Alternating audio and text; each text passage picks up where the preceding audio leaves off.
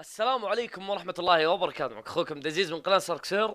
بالبداية اللهم صل وسلم وبارك على محمد. اليوم رجعنا لكم مقطع جديد مهم جدا جدا، وكثرت الكومنتات اللي شفتها صراحة عن نفس الموضوع. يا عزوز تكلم عن التحديث، يا عزوز تكلم عن الشيء هذا. انا كنت ناوي انزل امس، بس صارت لي كم شغلة وكذا وما قدرت انزل، فجبت لكم المقطع الزبدة. يا طويل العمر والسلامة، قدامكم المقطع واضح. صار يمدينا بالتحديث هذا شيء مجنون صراحة. الحين انا تعبت بالشغل، يعني كل شوي جيت اطور حبة حبة حبة.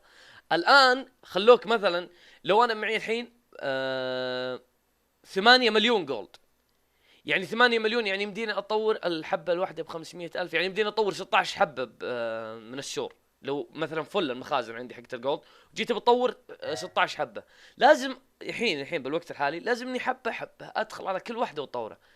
بالتحديث الجاي وش راح يخلون؟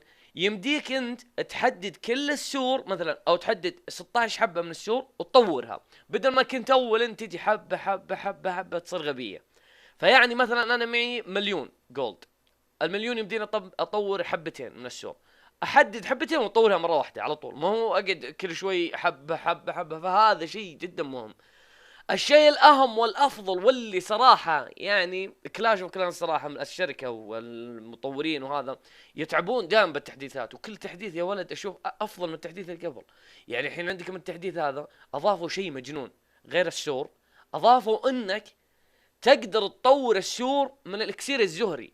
يعني هو احنا ما نطور السور الا عن طريق الجولد. هذا شيء يا ولد يقهر. حتى الحين انا جيت ادور قرى، اذا شفت واحد عنده اكسير زهري بس ما عنده جولد، اقول مع نفسه الاكسير الزهري مو ذاك الزود، اهم شيء الجولد عشان تطور السور. لكن بعد التحديث الجاي هذا راح تقدر تطور السور عن طريق الاكسير الزهري وعن طريق الجولد. فيعني شيء مجنون انا اعتبره. يعني واضح قدامكم تشوفون شلون راح يصير التطوير. يمديك تطور باللي هو جولد، يمديك تطور بالاكسير الزوري، ويمديك تطور تحدد الشور وتطور مره واحده. فشيء مجنون. يعني في ناس كثيرين عندهم، خاصه اللي عندهم اللي في القرى ماكس، حتى اللي مبتدين وده يطور الشور، لكن انه يعني ما هو محصل جولد واجد، وتلقى عنده كسير زهري مليان. فبالحالة هذه انت تقدر تستفيد من كسير الزهري، تطور فيه السور القرية حقتك. والتحديث جدا جميل. انا الناس قالوا لي قل لنا رايك بالتحديث. الصراحة التحديث مجنون، يعني ما في اكثر من كلمة اقولها للتحديث. اتمنى انه مفيد، واتمنى انه يعني غطينا اغلب الاشياء. صحيح اني تاخرت بس اعذروني شوي. هذا كل التحديث.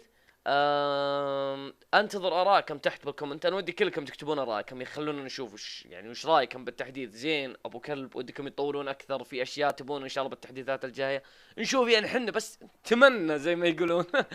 فاتمنى الحلقه انها تستانكم، ولا تنسوا لايك ومفضله وسبسكرايب ونشر. انشروا في ناس ما يعرفون وش التحديث الجديد.